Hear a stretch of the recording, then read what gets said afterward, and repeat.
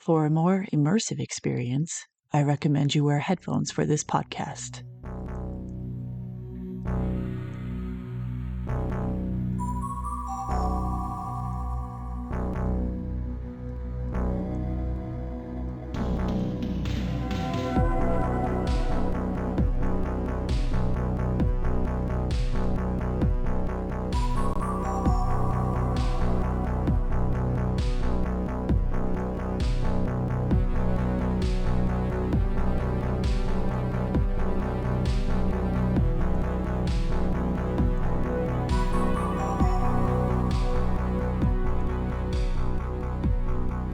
Hey, listeners. It's been a weird week. Overnight, and without warning, I became a missing person. Now, how the hell does that happen, Caro? What does that even mean? Well, let me explain. It's a chilly Friday afternoon. Spring hasn't quite graced us with her presence yet, so despite the tiny buds pushing between the cracks of the asphalt, it's still cold as snot. And the cold makes me lonelier than usual. So I spend a lot of time hanging out in the back room harassing whoever's on shift at the moment. Today, it's Lenora. Juan Manuel is hanging out with me in the back because he's relieving her at 3 and he's a bit early so he can work on his homework. He's pushing 30 and we applaud him for deciding to restart his life and follow his dreams after a messy divorce. Watching him makes me daydream about going to university myself one day. And maybe that's a real possibility now, because I know most of the answers to the math problems he's working on. And it makes me feel like I'm back at school, tutoring my classmates. He's got me beat when it comes to history, though. That guy can whip out a fact faster than a pat of butter sliding off a pig in summer. Remembers the years and names and everything. Anyway, all of a sudden Sam comes strolling in and he's got a funny sort of look on his face. His eyebrows are going crazy, telling me he's half worried and half amused at the same time, and trying to balance out his emotions before telling us whatever it is, which is never good. Someone might have called in sick, or the cops might be cruising. Spit it out, Sam. He looks over at me, not surprised I'm here, because clearly it's me he's looking for. He's not even lecturing me for having my chair cocked back and my sneakers on the table like some kind of animal. What were you, born in a barn? I push my chair and get up and follow him into his office, wondering what's going on and if I'm in some kind of trouble.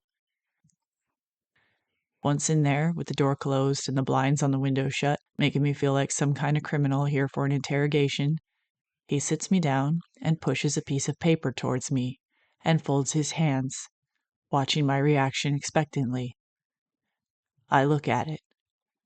It's one of those missing persons posters you see hanging in the gas stations and rest stops around the country. But what's funny about this one is, well, it's me. Well, sort of. It's me approximately 3 years ago, pushing 17. The photo is black and white, but it's one of my modeling headshots. Big pale curls over my shoulders, wide-eyed, pouty-lipped expression, made up to the nines in a way that's clearly trying to make me not look made up at all. The mole by my mouth is airbrushed out. Always wondered why they did that. Isn't it referred to as a beauty mark? But I suppose they wanted what they considered perfection. The picture makes me look innocent, angelic even. The words "Have you seen me?" are spelled out in big block letters across the top, and there's a description below. I won't be too specific, but it describes a stranger. Blue eyes, blonde hair, short stature, and my weight from when the picture was taken. No mention of a beauty mark, no updated photo, no remark on interests. Just that I'm mentally ill and might be a danger to myself, spelled out above a reward for tips on my whereabouts. Sam looks at me, watching me carefully. I look up at him. Your eyes aren't blue. How can your own parents not know your eyes aren't even blue, he says, which makes me start laughing at the absurdity. And the picture is all wrong. He gestures at it in an exaggerated motion.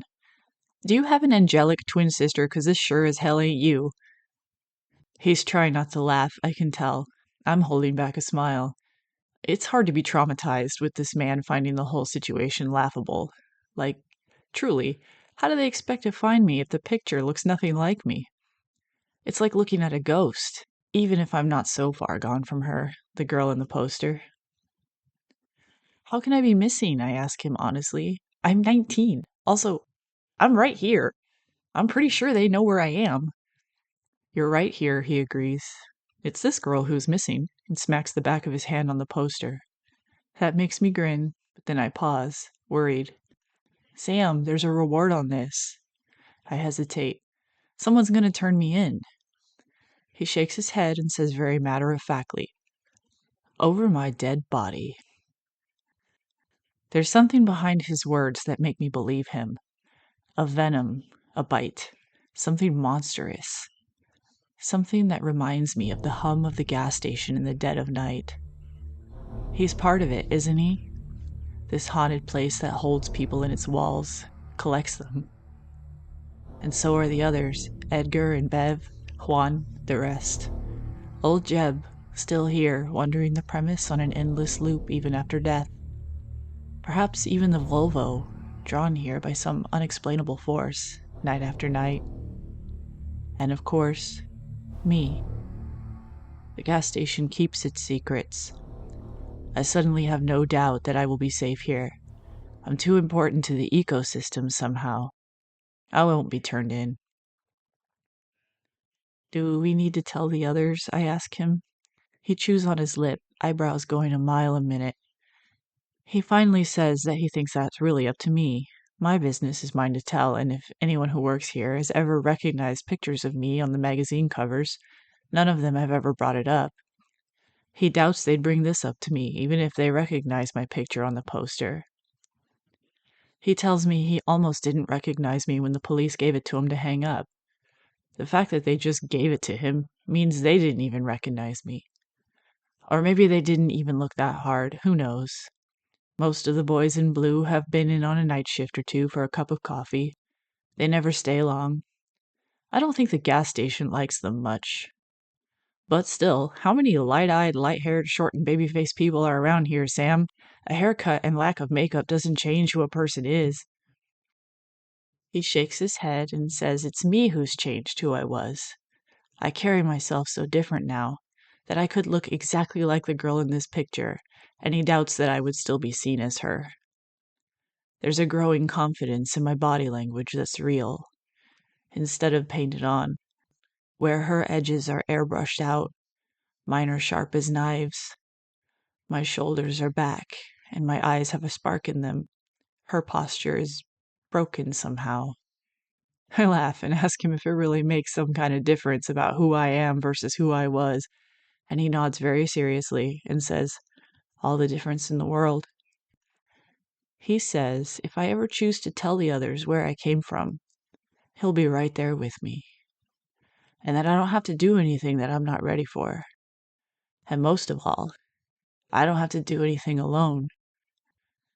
My heart swells for this man. He's the beating heart of this place, and that's why, even though sometimes I'm terrified, sometimes I feel on the brink of death, I know ultimately I'm safe here in the end. And for the second time in my life, I realize that I'm loved. And it also makes me realize that he's really never told anyone my story. The others must think I'm really just some kid who wandered in from a lone highway and demanded a job one day. But still, I'm left to wonder, will my parents come looking for me? Do they really not know where I am? Will I ever be free of looking over my shoulder? 'Cause I can't face them again. It took all of my strength, grief, rage, and sadness summoned up and bundled together all at once to do it the first time, and I don't think I have it in me to do it again. Not right now. They already stole so much. My identity, my childhood, and my summer storm. Because even if they weren't directly responsible, they let it happen. They let our worlds be torn apart. And if they find me, could they even do anything about it? I'm a legal adult. I'm hardly missing. I've never been more found. I look at Sam, and he's watching me speed through thoughts a million miles a second. Not alone, he said. I didn't have to do anything alone. And I believe him.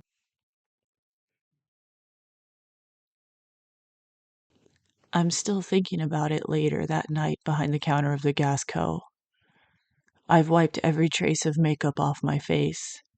I still have a habit of drawing in my brows, 'cause otherwise I look like I don't have any, and it gives me a permanent kind of look of surprise. Which is accurate, I guess, since I'm constantly getting jump scared, but that's beside the point. No mascara or blush on either. Tonight I am pale and translucent like a ghost. I usually wear a slightly too big black San Francisco Giants baseball cap. It's the one I used to wear when I was younger. I could shove all of my hair up inside of it and play pretend in the mirror. But I've swapped it out for the purple and white trucker hat with the orange and pink Gasco logo I was assigned with my coveralls.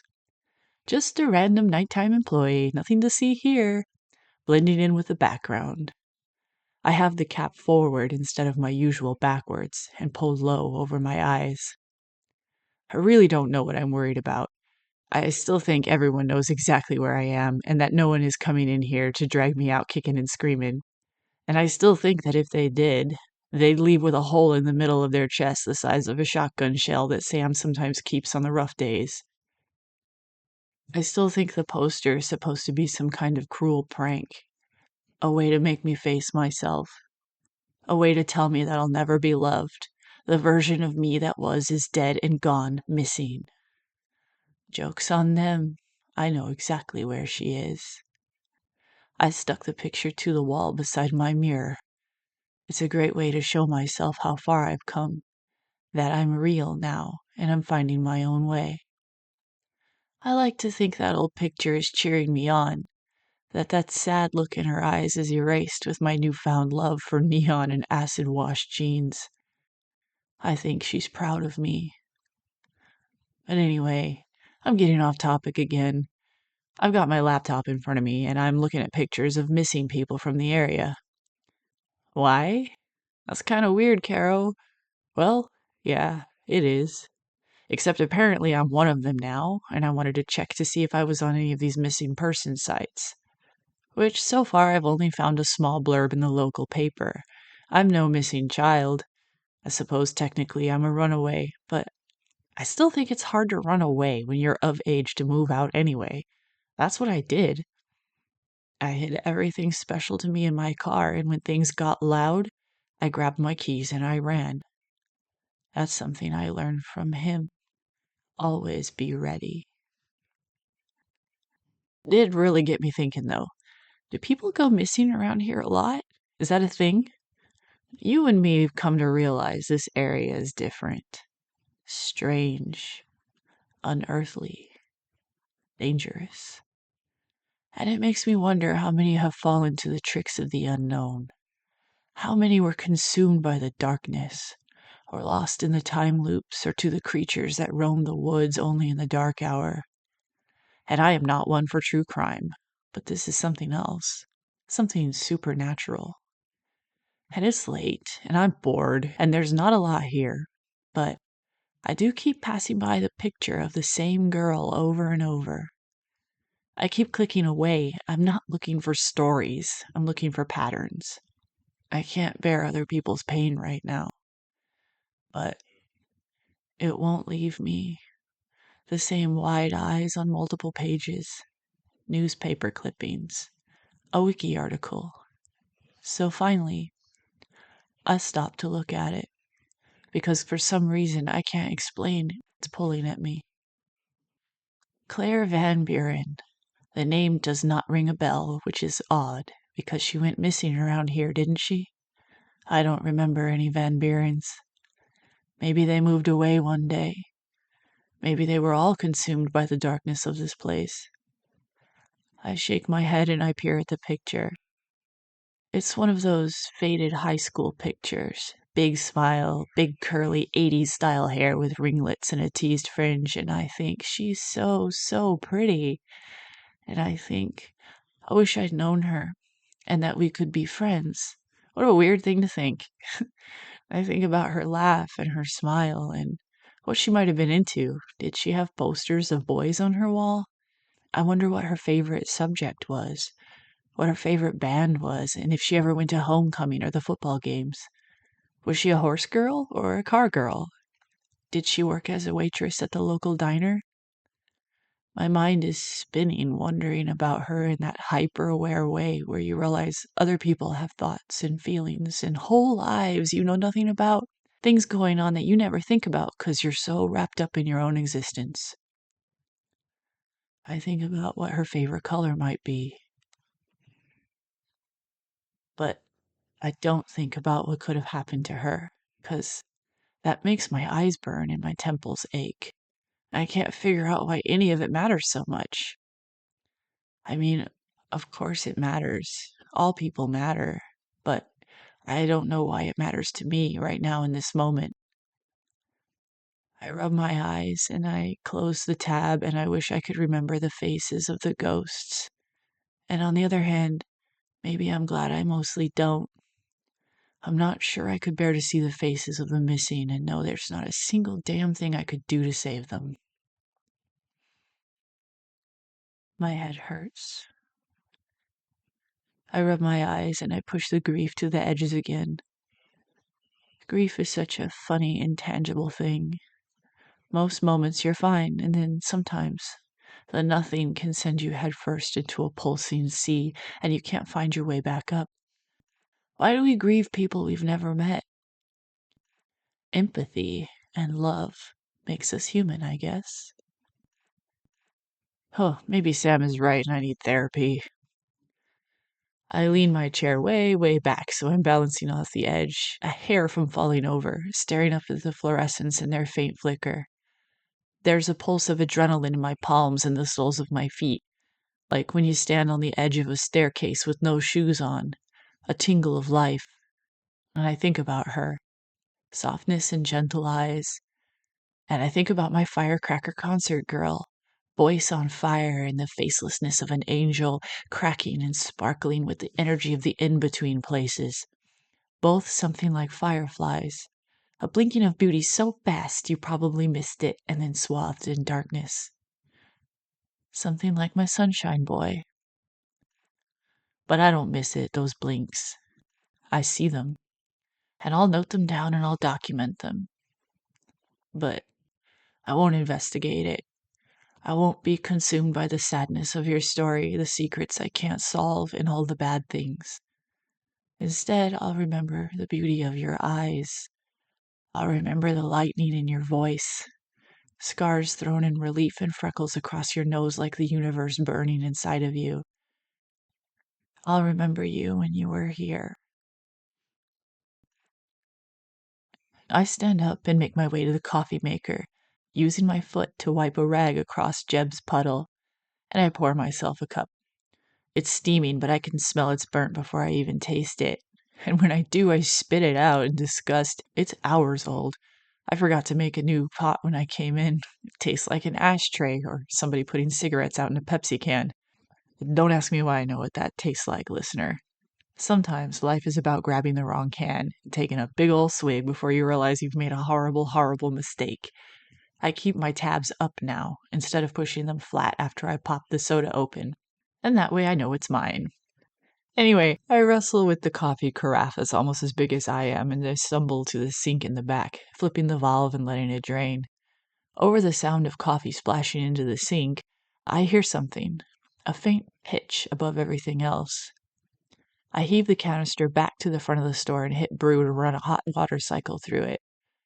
But the noise is still there, pitch changing, high, low, melodic. I turn to see the faint outline of a smaller RV outside.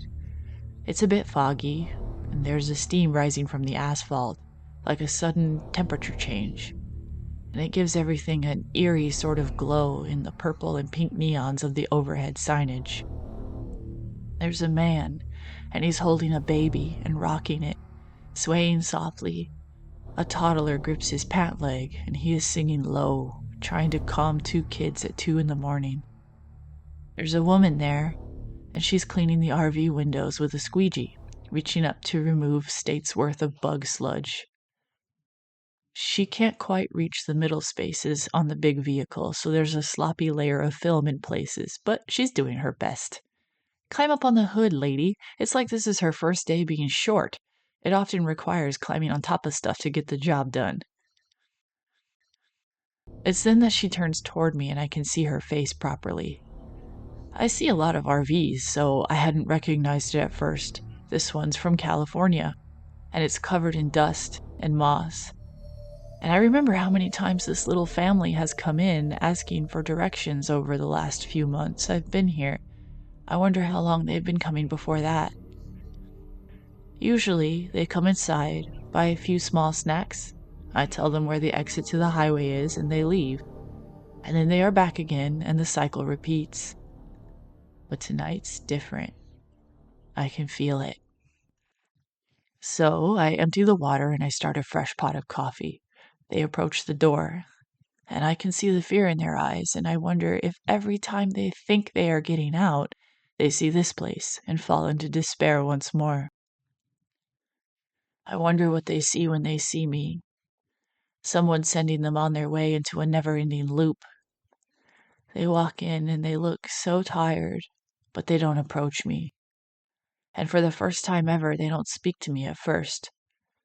Their bodies are tired, shoulders drooped, spirits broken, and I choke back the glob of snot that's gathered in the back of my throat and I say, I think I can help you. And they flinch. Of course they do. They've been sent the wrong way for who knows how long by me, and probably any other person who's giving them directions in the past. The entrance to the highway, I say. I keep giving you the obvious directions, which is to turn right out of the lot and take the left fork, and the highway entrance is 1.5 miles south. But that's not right for you.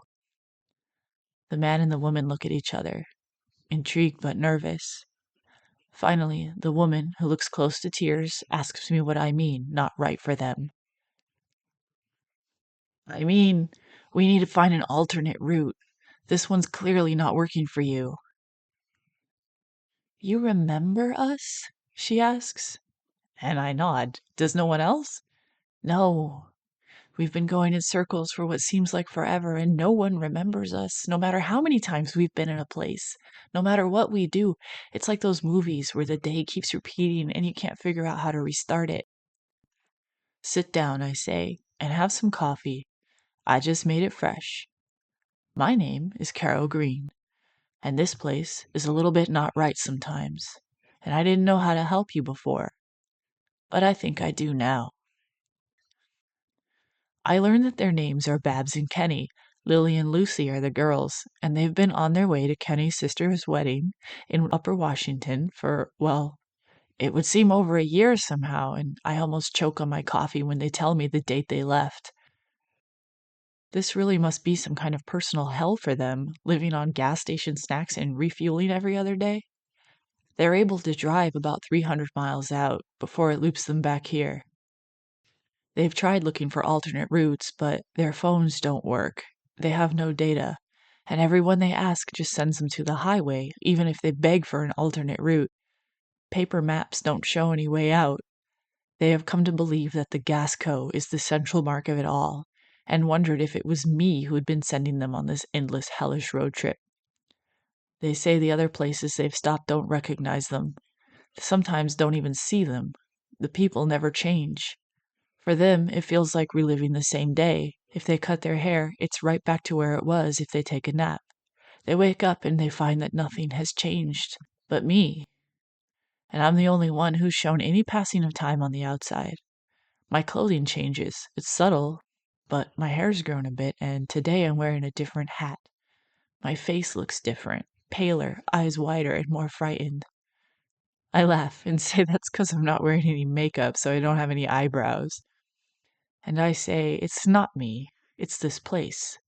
I'm just an observer here. And all this time, I thought you were dead, like the other ghosts who passed through here. That's the reason I never tried harder. But looking out into the parking lot, I realized I could see their faces, and that they weren't dead, they were alive, and I could help them.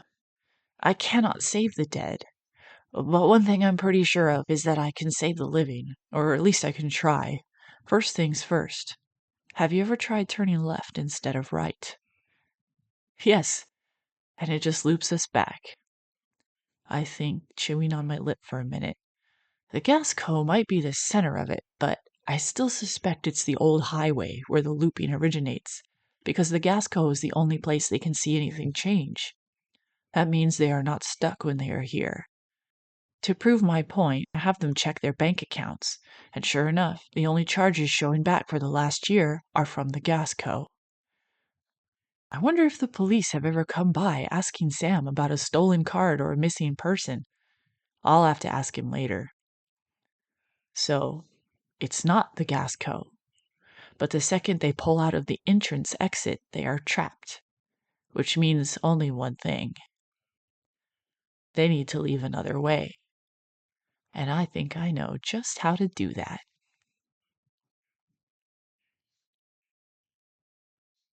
The next afternoon, I'm sitting on the hood of the Datsun, soaking up some of the brief sun and scrolling my phone. Family missing for a year reemerges in Washington. I don't read the article, only the tagline. Family alive after disappearing on their way to a wedding. We just got really lost, says Kenneth Burkett, 28, of Burlington, California. Sam comes around the corner.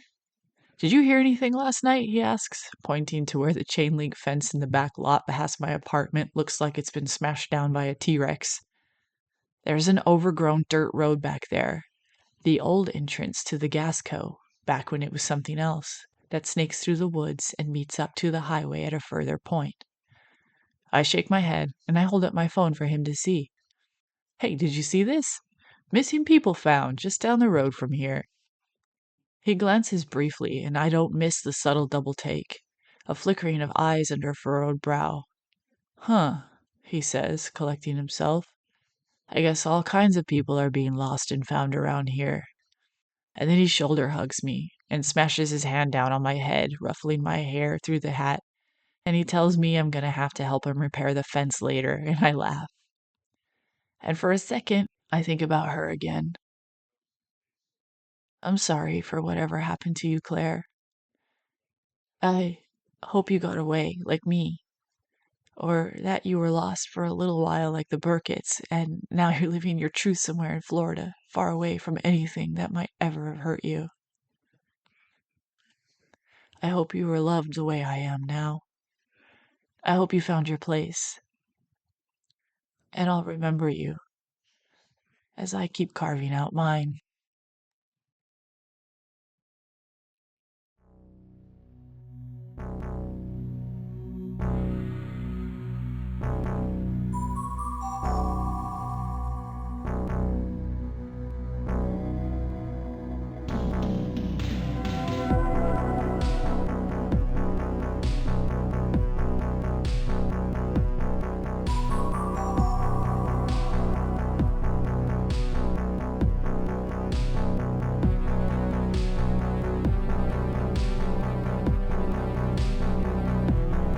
Thanks for joining me for this episode of Mil-Liminal. Be sure to follow social media or subscribe for updates.